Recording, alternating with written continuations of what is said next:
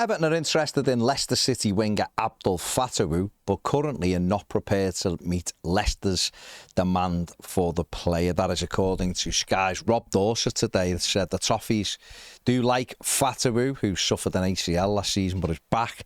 He's got a cracking goal in a friendly against Fiorentina a couple of weeks ago for Leicester City. With Leicester's financial situation, it had been rumoured Everton could get the player for between 17 and 20 million pounds, but with reports that they're looking to sell El Khanous, that might have relaxed the financials for Leicester City, and they're now asking for up to 30 million pounds for the 21-year-old winger. And currently, Everton are not prepared to go as high as that. Obviously, the Blues are looking for at least one winger to play on that right-hand side. He will be a good signing, Fatawu, if he stays fit. He's really, really quick. He's got a good trick in him, brilliant for Leicester in the Championship. Started last season really well before picking up the serious injury. He is fit and available again now. He was instrumental in their game at the weekend against Sheffield Wednesday. Everton did watch that game as well, following up their interest in him. But right now, the clubs are too far apart in the evaluation, so it looks as though that one has sort of hit the buffers right now. And on to another story that continues to rumble on is the Tyler Dibling to Everton storyline, which has been going on now for some time.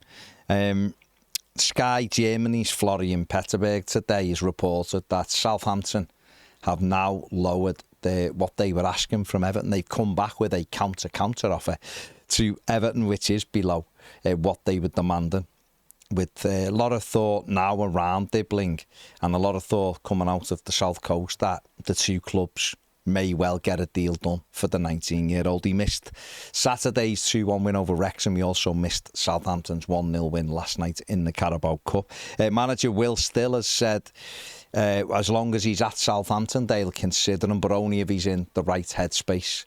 He said it's up to Tyler what he wants to do. There has been some stuff coming out of it that Dibling has told Southampton he wants to move to Everton.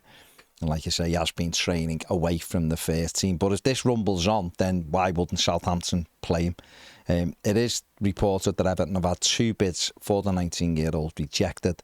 So it remains to be seen now whether that deal can be done. David Moyes will want the player in as soon as he can. Everton don't really want to be hanging around with this one. That had sort of get someone in on that right-hand side, which the manager told Toffee TV in the United States was a priority and had been a priority this summer. And then that would leave Everton with a few weeks to get maybe another one in, as well as the other positions that the manager wants. David Moyes still looking for another 4 players before the transfer window shuts on September the 1st. Everton's under-21 side came from behind at Solihull Moors last night in the National League Cup opening group game.